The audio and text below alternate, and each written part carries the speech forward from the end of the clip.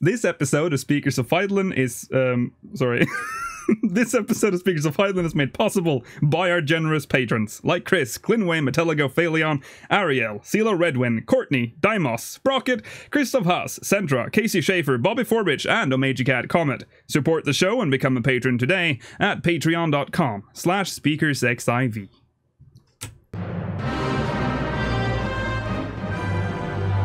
This is Speakers of Eidolon.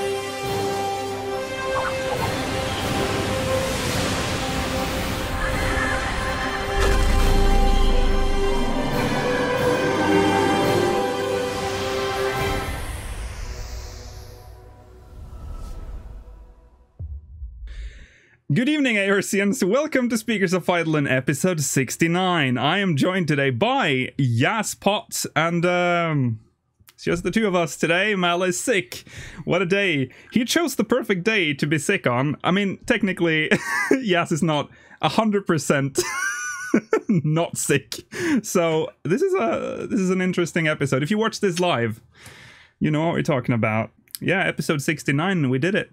We made it to the episode we've been talking about ever since we started. I'm noticing on YouTube, I just have to point this out because I'm not sure our moderators are able to filter them out. But as you can see, first of all, the episode number is 69, and we're going to talk about something, as you can see at the bottom there, and that's in the tags of this YouTube stream. It seems like the bots have targeted us for some reason, so you might see some. Don't click the links. Don't follow them. Don't click on anything they say. Okay, welcome to episode 69. It's November 18th, 2017. So that's good to know. Today we're going to talk about MMR. Pretty sure that one went twice. Thank you, Maximus Bluemate. Thank you for subscribing. As you can tell, Discord went down literally right before this podcast started. Just want to get that out of the way. It might during the middle of this podcast. It can happen at any point, and if it does, we just realized before we went live we don't have a backup because Skype is horrible. I don't know why I don't know why that happened twice, that sound, but episode 69. Today we're going to talk about some stuff that we learned from a pretty extensive interview with Yoshi-P. We're going to get into that. There's a lot, so get ready. There was a dev post about the upcoming Rival Wings PvP mode, and Kotaku has posted two articles on erotic roleplay in Final Fantasy XIV. So we're, of course, in episode 69, going to talk about that. First, some channel updates. Remnants of a Realm episode 25 released today, this morning, for me at least. Work has started on episode 5 of Secrets of a Realm, and that will be the first proper storyline episode, so look forward to that. So let's also do some quick news updates. I just realized I have to get that out of the way. It's not worth discussing. The Feast Season 6 begins next week with a patch. So they said that it would be shorter than Season 5, which apparently was something players wanted. Now, I don't really do the Feast, so I don't know why they would want that, but sure, whatever. Is that like a bot? I don't know why they would want it shorter. If you haven't noticed, I'm a little bit stressed because this is the latest we've ever started an episode. I'm sorry, guys. Blame Discord. And I'm just... Yazz is barely here. I woke up like 20 minutes before we were supposed to start. Oh, God. How did I say that? Did I say, oh, God? Oh, whatever. Let's talk about what we've done. This podcast isn't even real. The week in review. Should we do that? What have we done in 14 this week? I haven't done. Let me be honest. I haven't done anything. I have 0 tomestones. 0. I've leveled my samurai though. That's all I've done.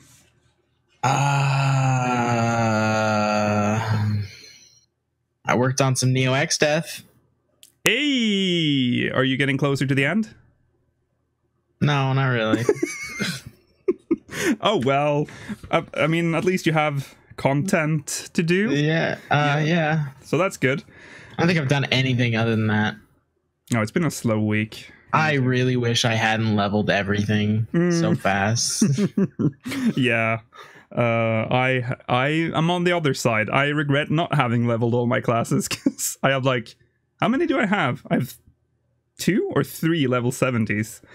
But my god, I'm not a big fan of level grinding. I love it. It's my favorite. Oh well. Oh well. Oh well. Let's get to the news. Yoshi-P was interviewed in MMORPG.com, and it was a good interview because there were some real good questions and some real good answers, which is, I mean, some of them were classic Yoshi-P deflection answers, of course, but there were some good ones. So I thought we'd go through some of the most important ones. So on Unending Coil, so it started with, they had like a brief recap of Yoshi-P, who he was, what he's done for 14. You should really read the article yourself. That's MMORPG.com. It's probably still on the front page there somewhere. If you're watching this and recording, of course, the link is in the description. So on Unending Coil, 2 days prior, the game's first ultimate difficulty raid, the Unending Coil of Bahamut, had been cleared for the first time around 10 days after it was released. It's the first time anything this difficult has been introduced to the game and was an olive branch for the game's hardcore community, which has often found even the hardest content to be too easy. Sorry, what? I thought it was 12 days. You know what? No one can get that day, like the day count right. Yeah. Because we reported 11 days, because that made sense. Because it was 11 days, yeah. Yes. And then I believe, was it Frosty who... Frosty was like, yeah, no, and I trust him because he was keeping track. Like, yeah, exactly. If Frosty says 12 days, it is 12 days. And now Yoshi-P saying, no, it was 10, actually. Oh, well. We'll go with 12. That's the official community time. Did it take as long as he thought it would? Yoshi-P answers, we didn't set any estimates because it was so brutal, he says. We couldn't foresee how long this would take or how long people would stay motivated. The difficulty was on a very thin line. If they cleared it much later, it may have been hard to keep them motivated, along with the people around the world watching streams and all the other groups challenging the content, so it's great they cleared it at this time. I see his point, because, I mean, eventually people wouldn't... That was Siri. Siri is starting again. Where was I? Yeah, because eventually that would get old, and people would be like, oh god, haven't they cleared it yet? I guess that's what he means there. And I mean, that makes sense. Like, at some point it's going to be like, I was watching this for fun progression and a cool new fight, and I'm not seeing anything besides death. Yeah. It's probably not going to make you want to watch for too long. Exactly. Players clearly enjoyed it, even those who didn't meet the requirements. Bahamut propelled 14 past World of Warcraft on Twitch in terms of viewership for a short time, and the world first race was one of the most discussed events in the community that I remember. So what's next for Ultimate? What's next for Ultimate? The ideal situation, Yoshi-P now answering, is we'll release such savage content every odd-numbered patch. So that's exactly what we thought. For the next Ultimate version, which will be released around patch 4.3, development has already been started, and they are planning around that already. I ask him if it'll be even harder. Yoshi-P answers, we have no intention of making it any harder than it is now. He says, a note of amusement in his voice. So that's yeah. I don't think we need harder content than I would agree. Yeah. It seems like I think what we need is just fights with more interesting, like obviously they can't just reuse a lot of the same mechanics and stuff like that.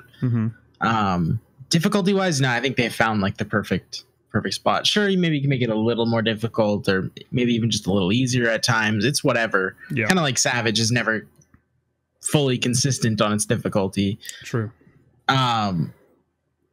So yeah, as long as they just gotta find new things to do, which they seem to be doing a pretty damn good job of doing. So if they can keep up what they did with Ultimate, I think we're in a good spot. I would agree. Yeah. So there's not much to say about that. Of course, this is starting to get old news now, but we did get confirmation then that we are getting ultimates in 4.3. Speaking of, I mean, it's not old news, but it's something we've talked about before. It's it's Eureka, guys. No, you're not tired of that.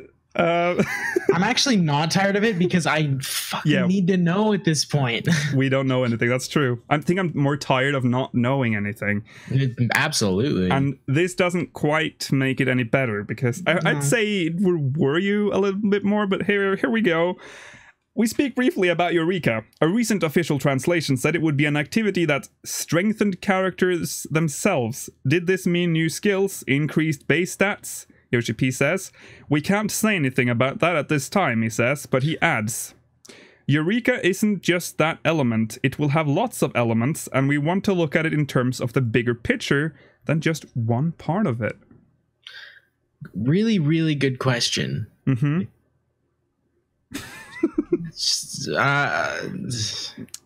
How the answer though? Was it a good answer? So the reporter continues. Okay, fine, but the team working on it also worked on Diadem, Heavensward's ill-fated exploratory zone. Could he tell me if it'll be similar to that? He responded in English, not waiting for the translator to communicate my question. Different. Do you think like Diadem is his trigger word right now? I think so, yeah. Like whenever he brings up Eureka and somebody goes, but what Diadem? He's just like, I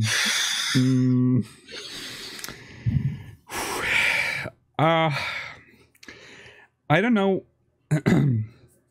He just keeps saying different. He said this before as well in English, like the exact same thing is said when he's been asked about this, just as different. Okay. But this is the one we were wondering about. Will the relic weapon feature? That same official translation made it sound like it might be something different altogether. The relic weapon will be a part of Eureka, and you will only be able to power it up in Eureka. So, confirmed, at least. So, relic weapon and relic armor happening in Eureka. But we still don't know what... I mean, we still don't know... That's all we know. We know as much as we did last week, except now we know the weapon is involved. What? I don't know, man. The more I think about it, I feel like they're going, yeah, it is Diadem, but there'll be people there this time because you have to go there to do your relic. Yeah. So you can't boycott this unless you want cool stuff. Like, God, it's gonna be... Oh, God, I can't wait. I mean, in one... Like, they are good at hyping up Eureka, but I think it's for the wrong reasons at this point. I don't think... I actually disagree. I don't think they're doing a very good job of hyping it up. I mean, I'm hyped in a way that's not... Because I'm hyped to just see how close to Diadem it is. Like, I want to see how similar it is. I was hyped when I heard about it at FanFest like a year and a half ago or whatever. Yeah. But... It's like you can't go for it like a year plus of just going, it's a thing. Yeah. People go, okay, what is it? I know. It's a thing. I agree. I'm not hyped because hype is the wrong word. I'm interested now. It's gone from hype to more like curious maybe to how, because I'm convinced this is just gonna be Diadem with relics tied to them, and it's gonna have a time limit. It's gonna have but it's maybe not a population limit. Maybe it's like open for everyone, or at least maybe there is a limit then. It's gonna be instanced. Yeah, it's gotta be. I hope it's very different. I hope I have to eat my words when it comes out. Yeah, I really do hope so. I just want them to tell me one mechanic, please. Or just that would be just nice. I just want to know one mechanic. Like, hey, there's a thing where it's not fates. And I'd be like, okay, great. Yeah. Cool. Maybe like a screenshot, maybe not even a screenshot, just show something like maybe more concept art. I don't know, like tell us that we're going to be doing 8-man leaves. That's what I want to know. If that happens. Whew. Could you imagine if I called it? That'd be so ridiculous. Oh boy, I kind of hope. Oh, that would be. I memean, at least they found a new life for hey man, that's true. Yeah. That's true. Anyways, they shifted the topic to talking about gear, and this is interesting. Speaking about gear more generally, I ask if there are any plans to build on the system, for example, by including set bonuses, something he's discussed before. Since the accuracy stat was removed, many players feel like gearing up is relatively simple and amounts mostly to increasing your item level. He says this is intended, and there are no plans to complicate this further. I think he said this multiple times, that he's proud of 14's simple gear system, because that was like his whole idea. Let's just go to the next one before we discuss. He acknowledges that players who have been with the game for years may want to see some changes. Quote, they get higher item level gear, but they also want some customization, such as changing attributes and stats to make it more complicated to create something more original for themselves. End quote. But he says, quote, there are 3 reasons we aren't going in this direction. The first is new players. The simpler the system is to understand, the easier it is for them to progress. MMORPGs are already very complex, he says, so he wants to give people smooth growth based on their item level. The second is that his team expects people to focus on their lives and play other games between major content patches. Anything that makes it harder for people to dip in and out is something the developers want to avoid. We talked about this in the previous episode. This is his weird stance on, like, don't play our game. There's a lot of weird things said in that don't make any sense to me. Yeah. Like, players who've been with the game for some time want to see some changes. They want customization, such as changing attributes and stats. For what? Every single job in the game's like, oh, I'm just gonna take direct hit, crit, and fucking determinate. Like, you have your stats, and those are the ones you take. Yeah. Putting different stats on different gear doesn't change anything. You're still gonna have the same set of gear at the end of the day. You know, it's like, if anything, make the gear a little bit harder to obtain or something. You know, whatever. But changing stats on gear does nothing. People are still going to min-max with the exact same stuff. Yeah. You know? It is, yeah. It's like, that's so weird to me. I mean, what do people want with their gear? Yeah, like you said, maybe make it more difficult to obtain, but is there anything that, like... I mean, we have materia. We have materia slots. That's because. But even then, it's like there's a reason that nothing sells except for direct hit materia. Yeah. Like, true. You know. True. So let's get to the third. The third line is the practicality, especially when we consider ultimate content. The balance is set at a very thin line. The attributes and stats of the gear are based on a very simple formula so that we can balance content at this level. If we are to give more uniqueness or customization to gear, we have to check all of the patterns, which makes balancing much harder. Yeah, to me this is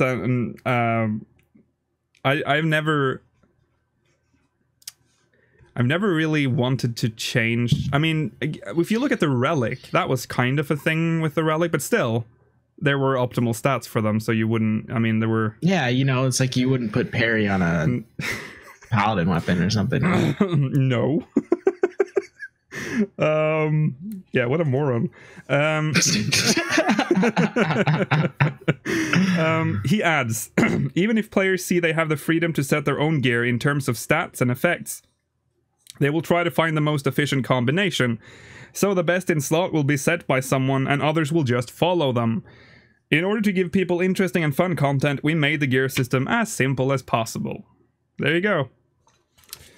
Yeah, I mean, that's basically what we just said, so hey. Yeah, that's exactly what we just said, yeah. That said, he hints players will have a few more options soon. Some of the customization that people want to do is actually going to be available in Eureka. So when this content is released, we would like to see people play through it and give us feedback. I know if Maela was here, he would say skill tree. He would say skill tree at this point. And I would tell him he's wrong, like normal. Me too. Me too. But yeah, that's cool. I almost wonder if they're just talking about stat allocations on weapons. Probably.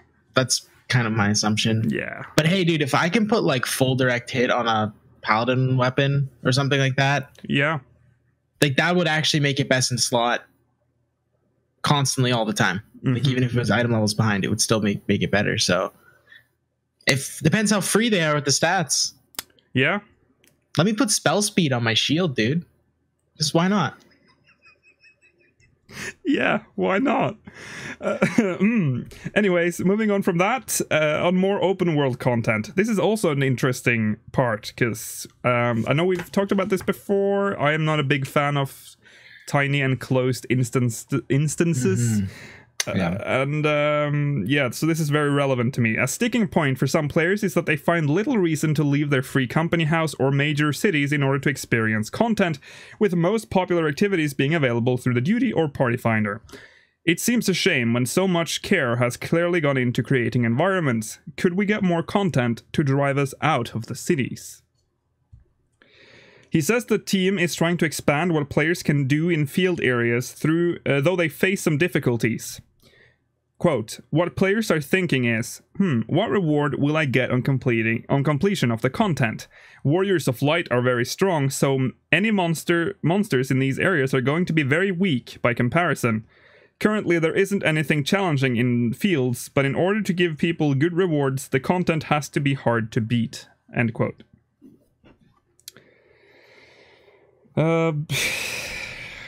Hey, what kind of answer was okay, I understand. I kind of don't quite understand. I don't understand this. I mean, we already kind of have hunt. Is that what it's like? I feel like it's trying to. I mean, we have hunts. They work. I mean, I guess you could count hunts, but yeah, that's not what I want. We already have hunts, so obviously. I think he's talking about something a lot more difficult, like more on the monsters. But that's like S rank. So I was gonna say those are basically S ranks, but even S ranks just melt so fast. Yeah, like a world boss, which I think he's more kind of referring to stuff like Axion. Yeah, I don't. Yeah, okay. Let's move on. The developers regularly come up with ideas and try to see what possibilities there are. He explains that they could add stronger mobs to the overworld, but it'd be tough to do so in a way that adequately rewards players. So what about more content like Ixion? It was difficult and drew more people into the field, the area. Though, as it caused instances to crash, I suspect most would say it attracted too many players. There's a long pause. With events where people can get rewards from tokens, once people have those rewards, they don't do it. It's the same with Odin as well, so if many players have those items already, it becomes very hard for other players to beat them. He says they'd like to introduce more activities that people can do continuously, so content isn't abandoned by large chunks of the community, making it difficult for newer players to complete. But he adds, it's still something the development team is trying to see the possibilities in, or the chances where we can do it, so we've not completely stopped working on this type of content. Well, it's both good and bad. I mean, he says that they want to do something that you can do continuously, but he also implies that they've kind of given up on that at the end there. He says they've not completely stopped working on this type of content, which implies that they kind of have. I think it's maybe just not the place is in the zones we already have type stuff, you know?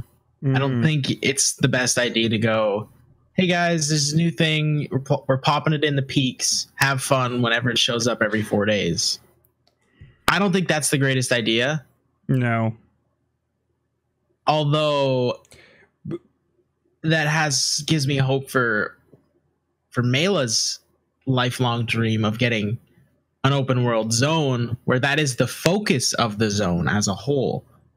To go grind out tomes, do things. You're talking about adequate rewards. I mean, hell, you could get me in a zone doing random chores basically to get tomes, because I don't want to do an expert roulette, you know? Yeah. So they're like, I don't know. Sounds good to me. So what can people like? What kind of content would you be able to do continuously without it becoming boring? Hey, that's the big challenge, I guess, that they're struggling with. Yeah, exactly. Because I can't even think of anything that I would like do continuously. Like I say that playing 14, where we kind of just do the same thing over and over again for months. I mean, even if it was something that was, I don't know, somewhat different. Like maybe you talk to an NPC, he goes, "Okay, there's a hunt bill out on a certain monster that's hidden in this zone. Go find it, kill the monster. We'll give you some tomes." You know what I mean? Something random like that. That would at least break up the monotony of not having to do an expert roulette every single day. Yeah, but would it? You know? Yeah, true. I don't like just any task that I would rather do an expert. And I know people are like, stop hating on expert roulette. Expert roulette's fucking god. It's awful, dude. I'm more interested in the. Sorry about YouTube chat. I mean, I didn't think when I put the tags for this for this episode. You sure didn't. Anyways, it's episode 69. We have to allow it. No, we don't. If there are any, do we have any mods on YouTube? I don't even know if I've added people on. I'm just doing it. Okay. Anyway, so that's interesting.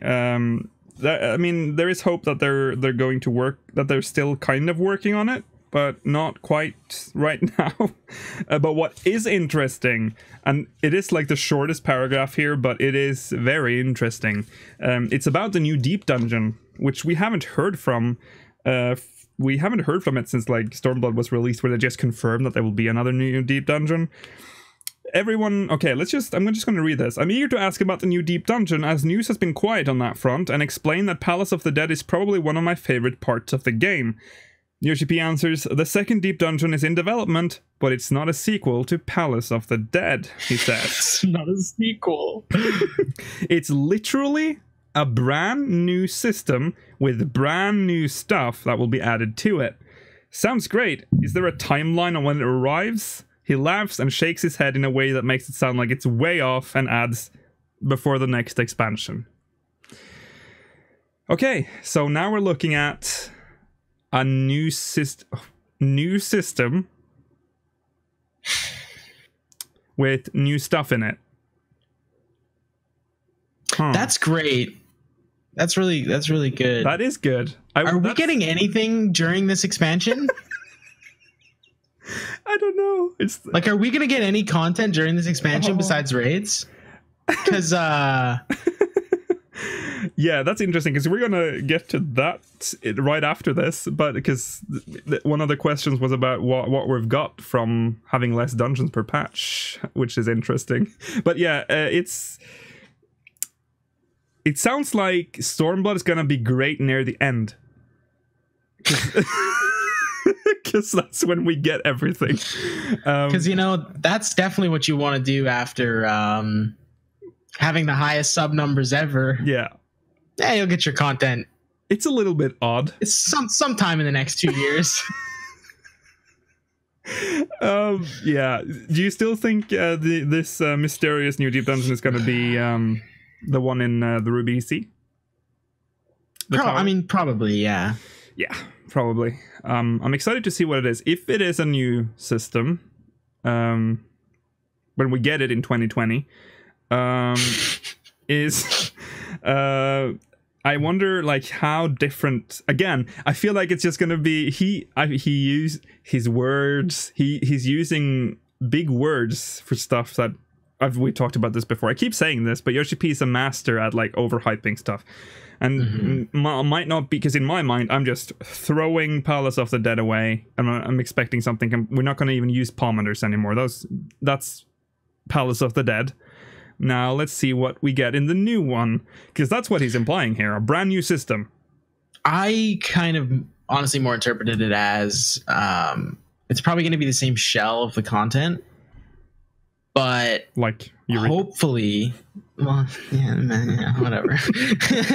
But hopefully it's like, it's not just kill a bunch of enemies, move to the next floor, you know, that it's actually, because that's, you know, like there's actually stuff, like cool things to do in it.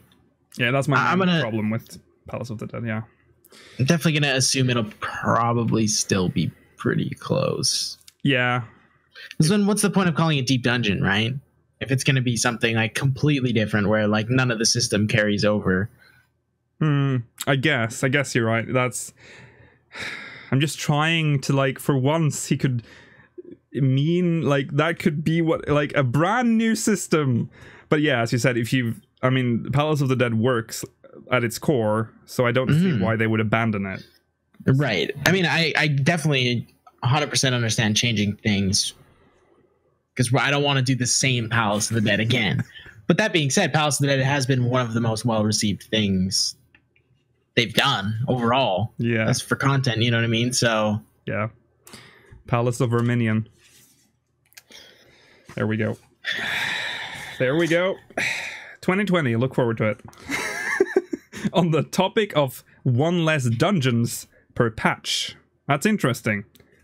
This journalist has actually, like, this person plays the game for sure, because he's asking all the right questions.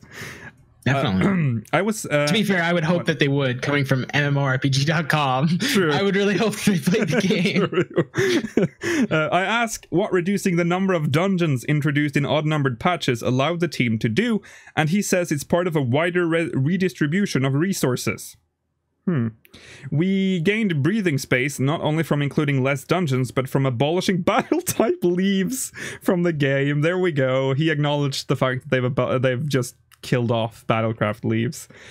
When it came to these, the text cost was enormous, and almost everything was handmade.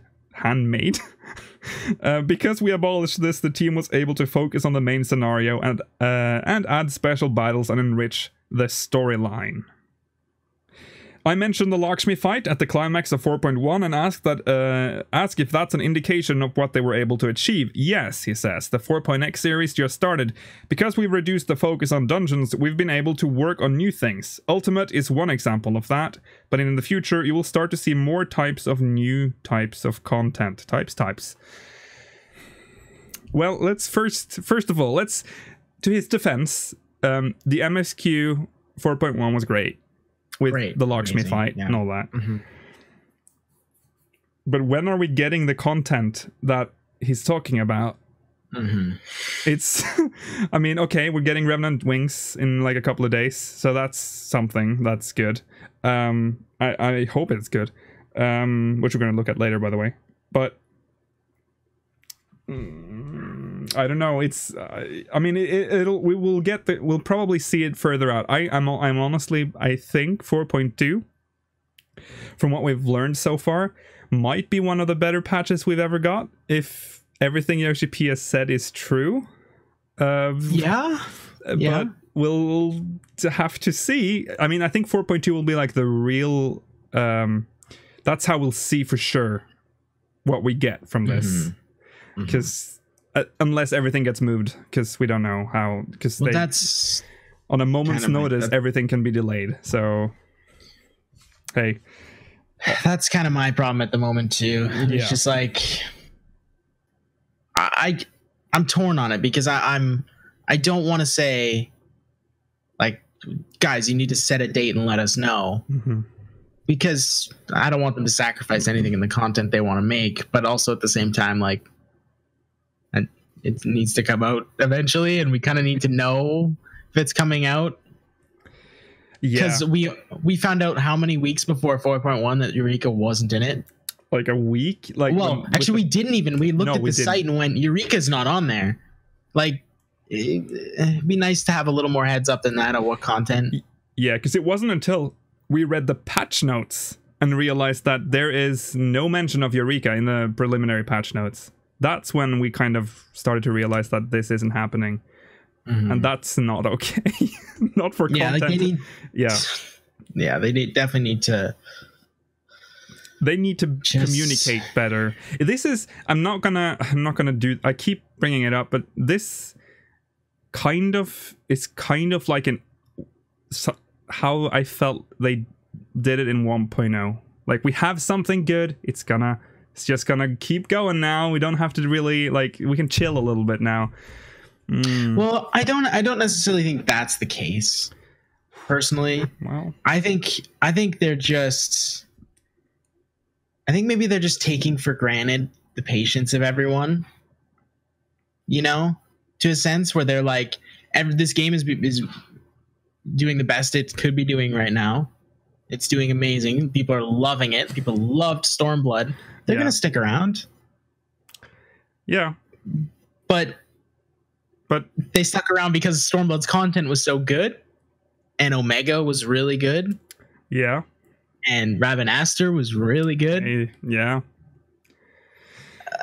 So if we don't get anything else, I mean, so I don't think that they're just trying to like be all lax with it. I think they're working unbelievably hard on the new content, but they've spread it out in a way where they're like, people are just kind of expected to stick around. And knowing by Yoshi-P, he would say, well, just unsubscribe until you want to come back and play it. But I'm sorry, that's not what most MMO players do. You don't just go, beat the main story, I'm gonna unsubscribe now, I'll be back in 3 months. Like, that's not what the average player does. So yeah. I just want to point out, because I've seen this in chat before when we talked about this the last time, like, who wants Eureka? That's not the point. The point is that they scaled down content so we could get Eureka. Right. So instead of getting Eureka, we just didn't get anything, and we just got one dungeon. That being said, Ravenaster made up for it to some degree. Ravenaster is great. It's amazing, yeah. But it still feels like they just lied to us a little bit. Like, it feels it was a weird way of delaying it, like waiting until the patch came out and then saying, "Oops, sorry, we couldn't make it on time." Oh, by the way, we're not making it halfway through the patch either. Yeah. 4.2, guys, 4.2. Or no, sometime after. Yeah, 4. Sometime after. Yeah, 4.25 maybe. For like 4 months away. Oh well. Anyway, so let's talk about the positive thing, that one of the things that probably makes 4.2 one of the greater patches. On the Glamour system, another example is the Glamour system, which is going to receive a huge revamp in 4.2. Players may not notice because it's not battle related. You think... Okay, we'll get to that. But those resources... Episode 69. Those resources all come from the same place and are spread evenly. So that's why we can't oh my god. I just want to say a rare beast just made my day. Episode 69, he says, as if this doesn't happen weekly. Okay, what do you want me to read for you? The Glamour system. Right, just the whole thing. Okay. Go ahead. Another example is the Glamour system, which is going to receive a huge revamp in 4.2. Players may not notice it because it's not battle related, but those resources all come from the same place and are spread evenly. So that's why we can focus on other content, not just battle content. Pressing for more details on the Glamour system, I ask if there's anything he can reveal. The changes are so gigantic that it would probably take an hour to explain everything. If we were to discuss it even partially, it would just be the tip of the iceberg anyway. We're hoping to discuss this in the next Letter from Producer Live, if people can wait for that. That's bigger than the Adventure Squadron Glamour system, isn't it? That sounds like bigger than Eureka. Yeah, it does. Oh my god. Yeah, this excites me, because I thought we were just going to get the Adventure Squadron thing. But if it takes an hour to explain, and if he said that it's that huge, I mean, he could have just said it's the Glamour system from Adventure Squadrons. We're just going to implement that. That's not, you don't have to explain that for an hour. So What? Yeah. What? Why would it take an hour to explain? It's Yoshi-P. Is it just because there's so many small nuances to it? Maybe I would, yeah. Or because at its core, it's still make gear look like other gear. Yeah, it's not like rocket science. Yeah, right, exactly. But it sounds like it's just, again, a new system. Probably finally leaving behind the PS3 limitations.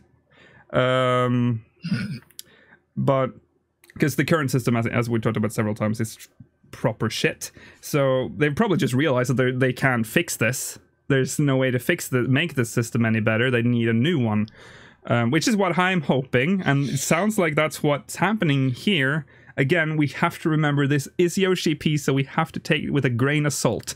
Because he is, again, the master of hype. But I don't think he would say something this big now. I mean, surely he has people advising him what to say at this point, because he's overhyped stuff before. I will never forget when he said that housing was going to be affordable and was going to be available to everyone. That didn't work out, did it, Yoshi-P? Yeah, so hopefully the Glamour system is that he's not actually overhyping this. We could actually get like something that somewhat resembles what other MMOs has.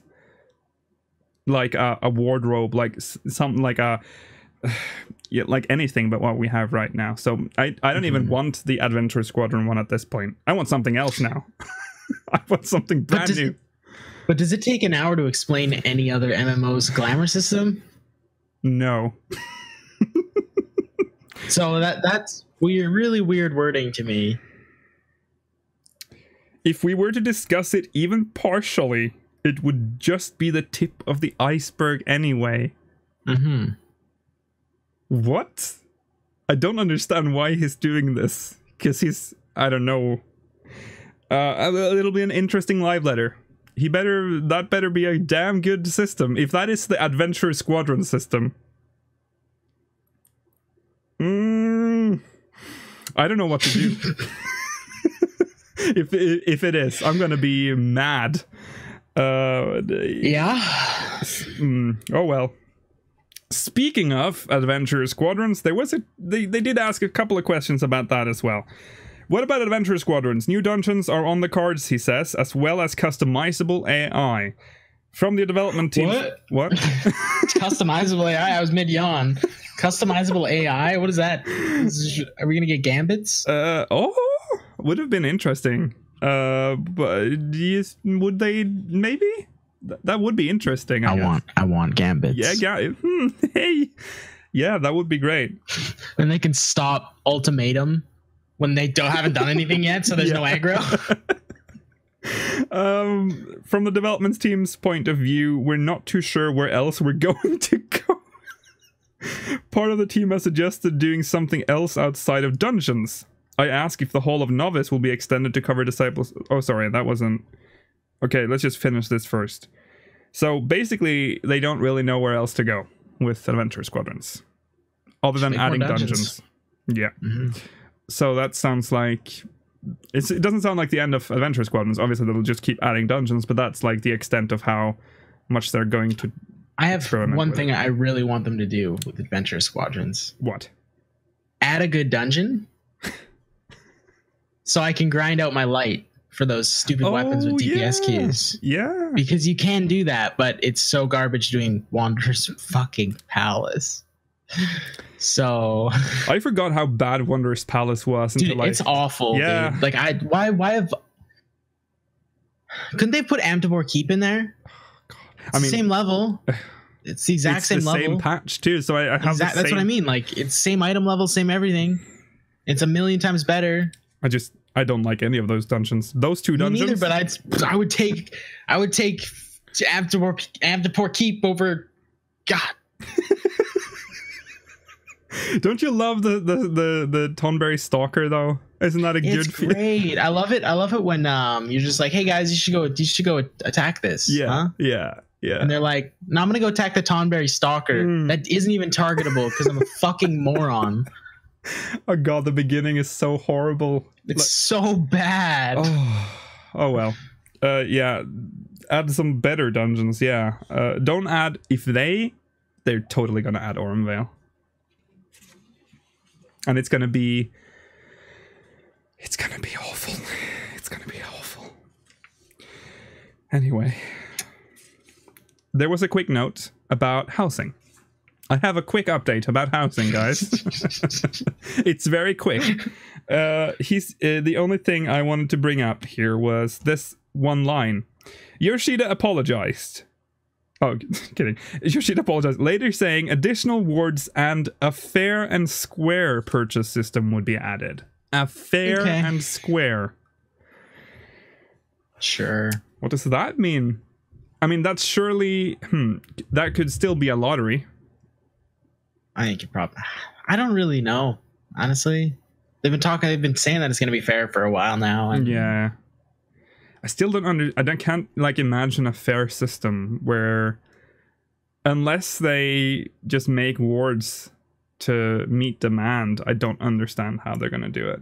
But and in that case, just, I don't know. Like, I don't think they can physically keep up with trying to make wards for the demand, you know? Because then it's like 90% of their servers are going to be houses, and yeah. I don't know. It's gonna be. I'm excited for that. Are they? I'm just excited. Again, it's the same excitement I have for Eureka. I'm just excited. I want to see the train wreck. I want to see. I want to see the fire. Yeah, you're just like, please give me something that works, or don't. If you don't, make it entertaining. At this point, I've just given up on housing. I've sort of concluded that I'll never get a mansion, so it's just over. But it's fun to see them try to make it work. Mm-hmm. Mm-hmm. Is there anything else you want to talk about in... Oh, fuck, that was loud as balls on a ceiling? 69. Episode 69. Anyway, so now we're moving on. Oh, I don't know what's happening today, but it has to be the episode number. So now we're going to go. There was okay. On the dev blog, on the official dev blog for Final Fantasy XIV, the upcoming Rival Wings PvP mode was teased with some screenshots and some more information. So I thought we'd take a look at what they had to offer here. Here's It's okay, guys. Loud as balls on a ceiling is a Norwegian turn of phrase. There you go. Very common thing to say there, right? It is. Yeah. Our balls are loud. Okay, I should. Okay. The Lord of the Wings, which is a great pun. Greetings, everyone. Patch 4.15 is right around the corner, November 21st. And today I'd like to introduce the new PvP encounter, Rival Wings. So here you see the first picture here. We've seen this one before, but I still like it because you can see that it's damaged. I still am very impressed by that. Like the pillar, like the bricks start to fall off as it takes damage, which is pretty cool. And you can see them like lying there on the ground. There are two teams. Rival Wings is a large-scale PvP involving up to 48 combatants. It says up to, so it's probably going to scale like front lines. Dude, with two small parties is gonna be bad. It's probably gonna be pretty bad. Where participants are divided into two teams, the Falcons and the Ravens. Check out these awesome team emblems. So there they are. They look pretty neat. I like them a lot better than Fangs and Claws, if I'm being honest. Yeah. It looks really great. Let's touch on the rules just a bit so you have an understanding of how the matches play. So this is where some new stuff was revealed. The objective is to destroy the opponent's core, which sounds pretty simple. So here you have, first of all, the arena, and then you have the core right there. However, the core is protected by a Magitech field emanating from two towers, so your first objective will be to destroy these two towers. In Rival Wings, combatants will not only fight on foot, but also by controlling powerful machina. There are three types of machine available in battle, one of which specializes against enemy players and other machina, one which excels at wreaking havoc upon structures such as towers and cores. The final type specializes in... There's a typo there. The final type are specialized. The final I type... think they meant to say specialists are specialists. Oh, yeah, probably. Yeah, they couldn't decide.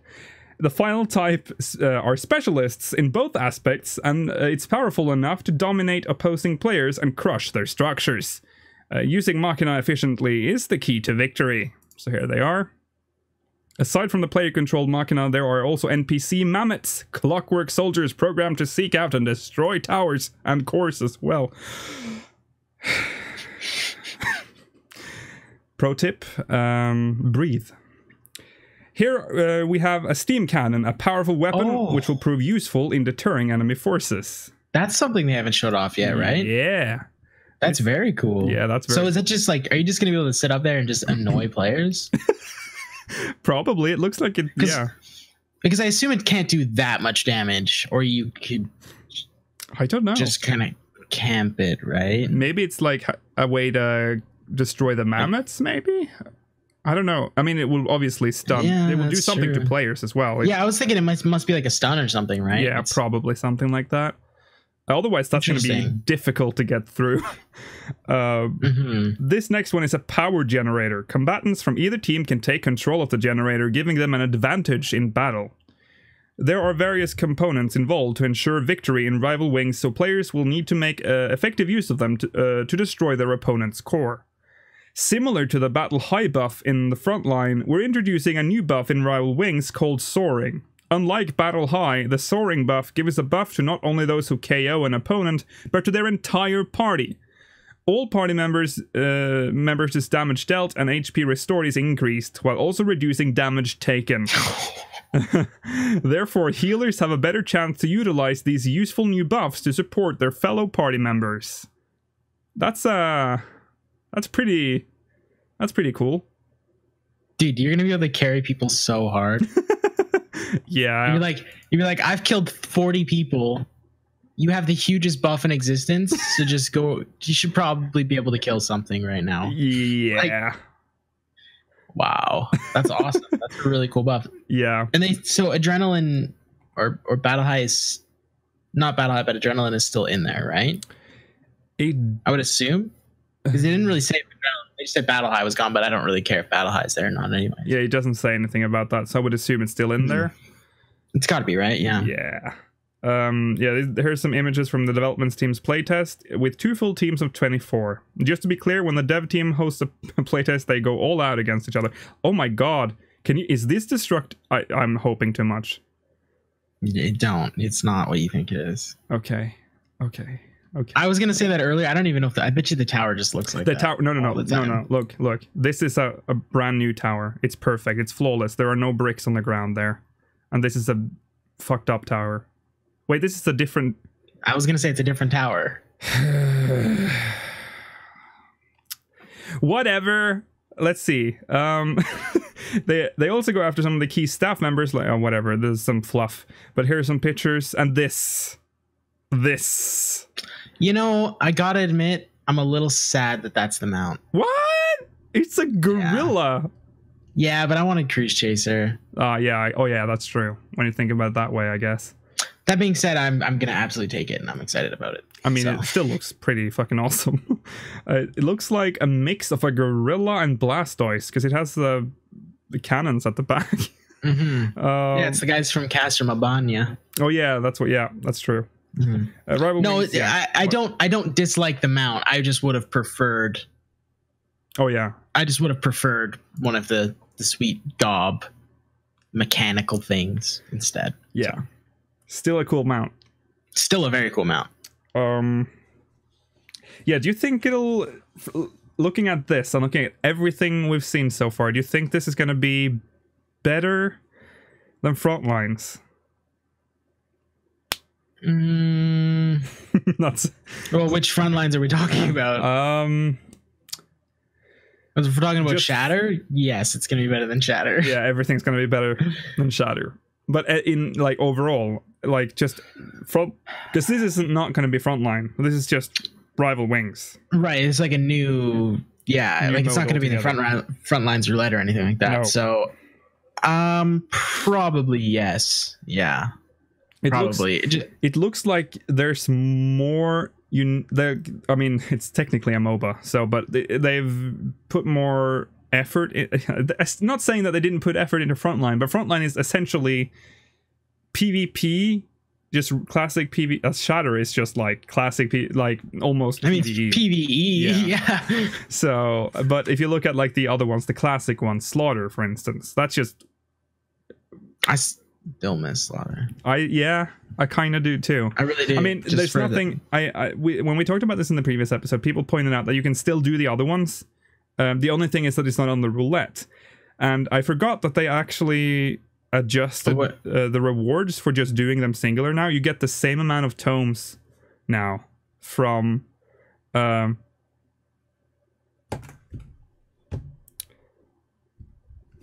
Hold on, 1 second.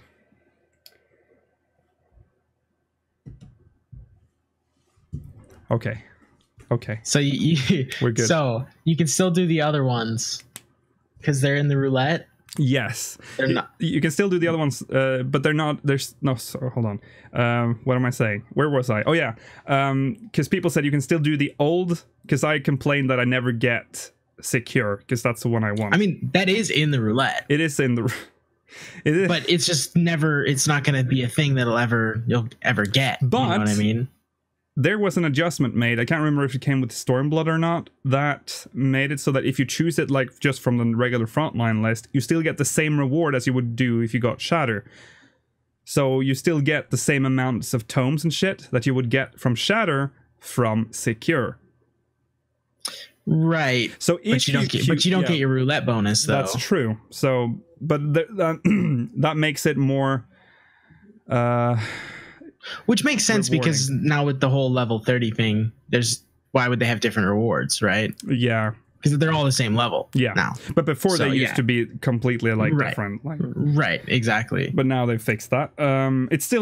You still never get anything other than Shatter on the roulette though. Unless some poor person just decides to queue for Secure.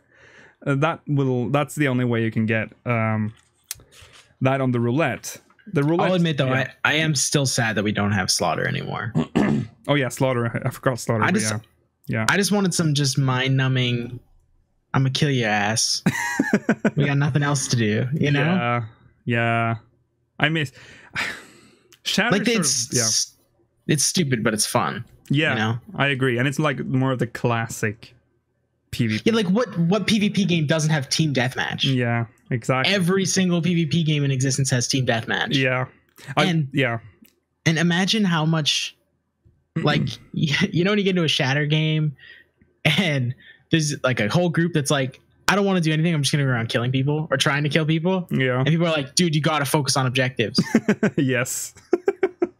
There's your problem solved. Just go play Slaughter. Yeah. No objectives but death. But one thing I have noticed is, because I've started doing Secure a little bit, the queue, because it's in the roulette, queue times are a lot lower now. So I'm seeing as you don't have to be afraid of not getting, because you still get like the base tomestones that you'd get from Shatter.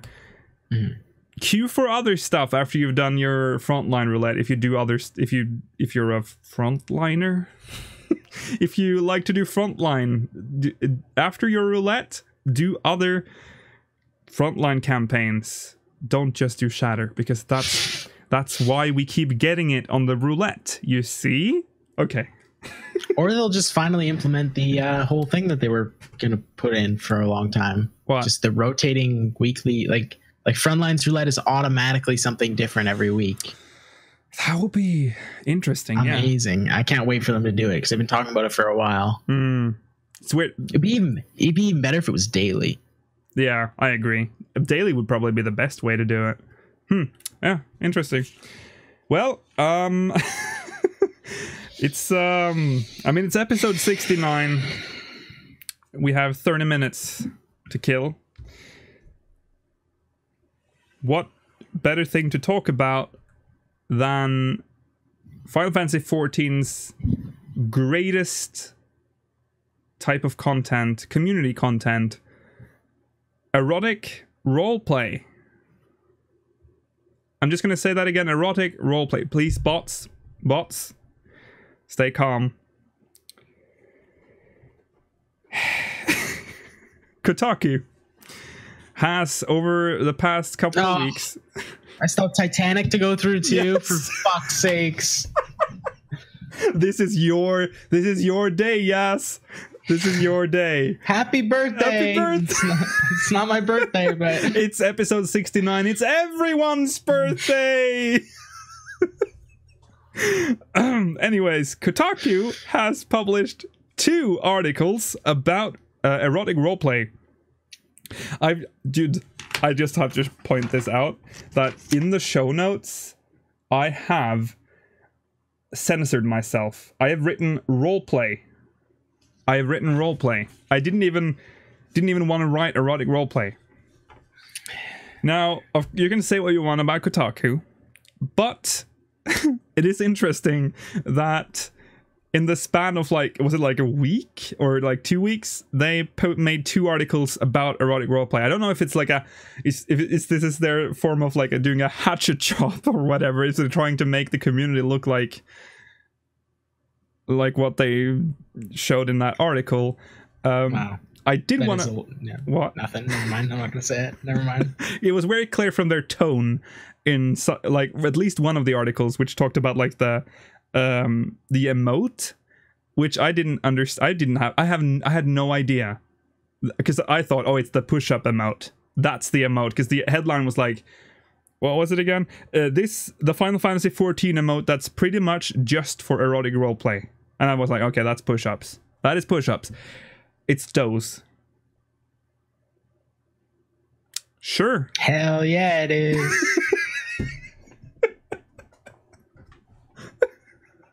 I can't believe they're talking about this. But it was the one article that did interest me was, well, it didn't okay, let's calm down. It didn't interest me in that sense, but there's an interesting article about brothels in Final Fantasy XIV. And did we say this on stream? Oh god, I can't remember when I say stuff on stream or not, but no, I don't think so. I think there is one on Ragnarok. But this one, the two, I think there were 2 they checked out there. They were legit brothels. They had what's the leader of a brothel called? Isn't it a madam? Yeah, there was one of those, and they wore uniforms, red uniforms, and when the reporter walked in, they all sort of came out and can I help you? And I'm like, oh, it's like a full-on thing. This scares me and fascinates me at the same time. They had 2-hour shifts, and they earned, if you wanted an hour with one of the people there, you'd have to pay 100,000 gil. So they earned 100,000 gil per customer. If you wanted 30 minutes, you had to pay 50,000 gil. How does that make you feel, Yes? Episode 69. It makes me feel depressed. Feels like I overestimated human beings just a little bit. Oh, that was so funny. I mean, of course, I think it's they're doing it in private housing, which is fine. They can do whatever they want there. Sure. Yep.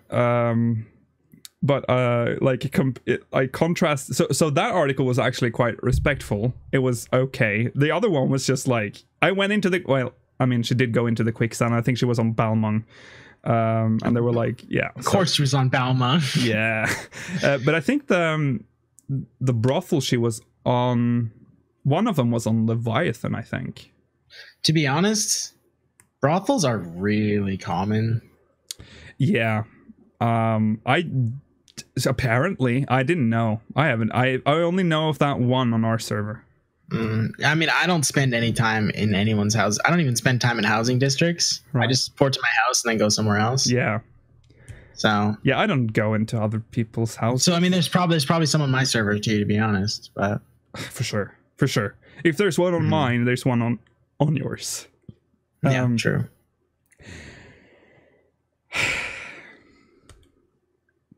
Anyway, we're supposed to talk about this for another 25 minutes. Oh, I don't want to. So I'm dying. So there was what else happened there? Oh yeah, she talked about several different what? Well, my favorite part of the whole thing is when they explain how to give a blowjob in the game. Yeah. Mm-hmm. Yeah. So all you got to do is you just, you pray, stand in front of a character. Oh, the irony. Oh, yeah, because they would sit on the edge of the bed, and then someone would stand in front of them and do the pray amount. And there you go. There's a pro tip for you guys. There's a pro tip. Make that money.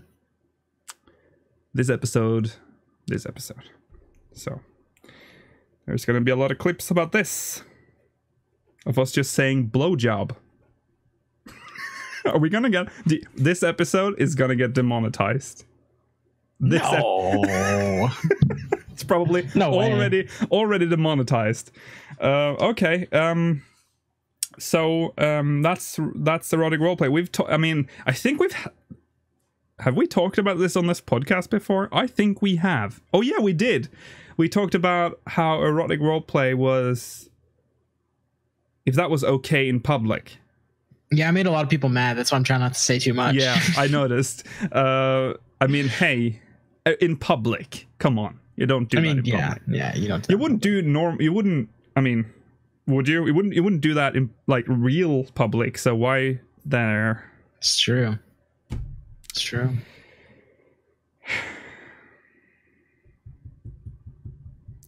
So how? This is how you know we're talking about something we don't want to talk about. Yup. Okay, how about the audience? Does the audience have anything they want to discuss or want us to discuss for them? It doesn't have to be erotic roleplay related, but it is. In fact, I would prefer it. I would prefer it wouldn't be. Yeah, despite being episode 69 and it's everyone's birthday, can it be Lords of Verminion related? We're gonna do a Lords of Verminion stream, by the way. Are they gonna? Can I PvP battle you? Yeah.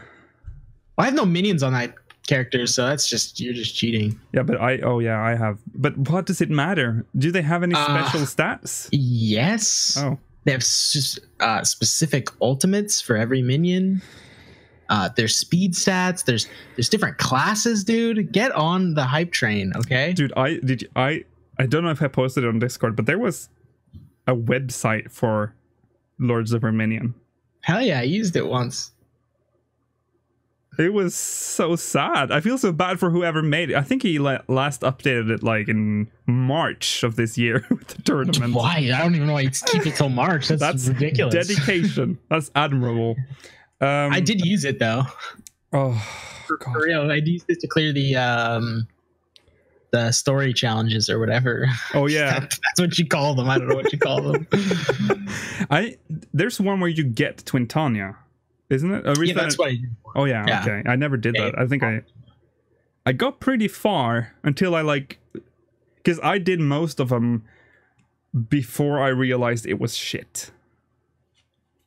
And then it took you that long? It took me like 8. I played one game, was like, this fucking sucks, man.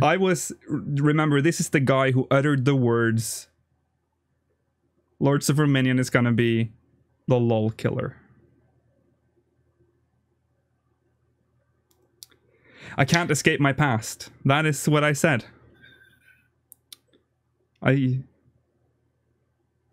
That's what I said. That's, huh. So, that didn't happen. No. No. So it didn't.